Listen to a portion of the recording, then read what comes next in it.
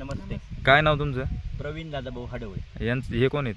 हे माझे आई नंदा दादाभाऊ हडवळे. हां, तुम्ही आम्हाला बोलवलं होतं. काय प्रकरण आहे तुमचं? काय नाही, शेतात जाण्या येण्यासाठी रस्ता नाही. मग हे जे क्षेत्र आहे, हे क्षेत्र कोणाचं आहे आता? हे क्षेत्र माझे आई नंदा दादाभाऊ हडवळे हां. यांचं. हां. राजुरी वावळा या ठिकाणी 2277 गट नंबर येथे 57 म्हणजे 58 गुंठे थोडक्यात क्षेत्र असून यामध्ये 10 ते 15 वर्ष आमची जमीन अशीच पडीक असून येण्या जाण्यासाठी रस्ताच उपलब्ध नाही आहे. या कारणास्तव आम्ही तुम्हाला या ठिकाणी बोलवले. हे आमचं क्षेत्र असून 10 ते 15 वर्ष झाले असेच पडीक आहे. का बरं पडीक? पडीक म्हणजे आम्हाला आहे ना, हा सर्वे बांध आहे. सर्वे बांधावर इथपर्यंत रस्ता आलेला आहे, पण तिथून पुढे आम्हाला येण्या जाण्यासाठी कुणी म्हणजे शेजारील शेतकरी जे असतील कुणी असो नाव न घेता का आम्हाला जो रस्ता आहे ते उपलब्ध करून देते नाही. आमची अडवणूक करतात या वावरात येण्या जाण्यासाठी. हा आहे तो सर्वे बांध आणि तिकडून जो रस्ता आलेला आहे तिकडनं पण असेच आहे. तिकडले पण शेतकरी आम्हाला येण्या जाण्यासाठी मज्जाव करतात. म्हणजे आम्हाला आमचं जमीन पडीक राहावं, त्यांचं टार्गेट थोडक्यात पडीकच राहावं हे असून आम्हाला म्हणजे याबद्दल तुम्ही काय कुठं तक्रार दिली का नाही?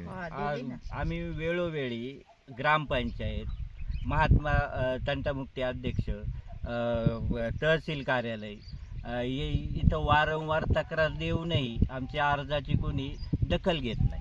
ज्यावेळेस ग्रामपंचायतीची निवडणूक लागली जाते त्यावेळेस उमेदवार आपलं मतदान मागायला येतात. त्यावेळेस आपल्याला सांगतात की आम्ही तुमच्या वार्डातले सर्व प्रश्न सोडवू.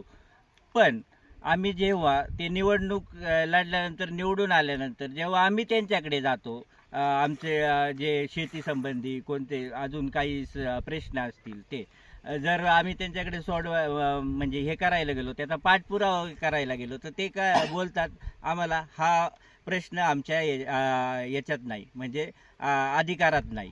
तर मग आम्ही त्या जे प्रश्न विचारतो ते कोणाला विचारू? आम्ही डायरेक्ट तर तहसील कार्यालयात जाऊ शकत नाही. आम्ही स्थानिक पातळीवरूनच आम्ही त्याचा पाठपुरावा करू ना.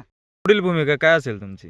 पुढील भूमिका म्हणजे आम्ही कलेक्टर ते ग्रामपंचायत यामध्ये जेवढे काही अधिकारी येतात सर्व थोडक्यात त्यांना पत्रव्यवहार केलेला आहे. पत्रव्यवहार केल्यानंतर आता आम्ही कशासाठी पत्रव्यवहार केला? आम्ही येत्या 23 तारखेपासून साखळी उपोषणास आम्ही ग्रामपंचायत राजुरी या ठिकाणी बसणार आहोत. कोण कोण बसणार आहे? मी, माझी आई, भाऊ व येथील ज्यांना ज्यांना शेत रस्ता नाही असे शेतकरी. 23 तारखेपासून आम्ही ग्रामपंचायत राजुरी या ठिकाणी साखळी उपोषण 23 ते 25 या तारखेपर्यंत, आणि त्या 2 दिवसात जर आम्हाला न्याय मिळालेला नाही तर आम्ही 25 तारखेपासून आमरण उपोषणास त्याच ठिकाणी बसणार आहोत. धन्यवाद.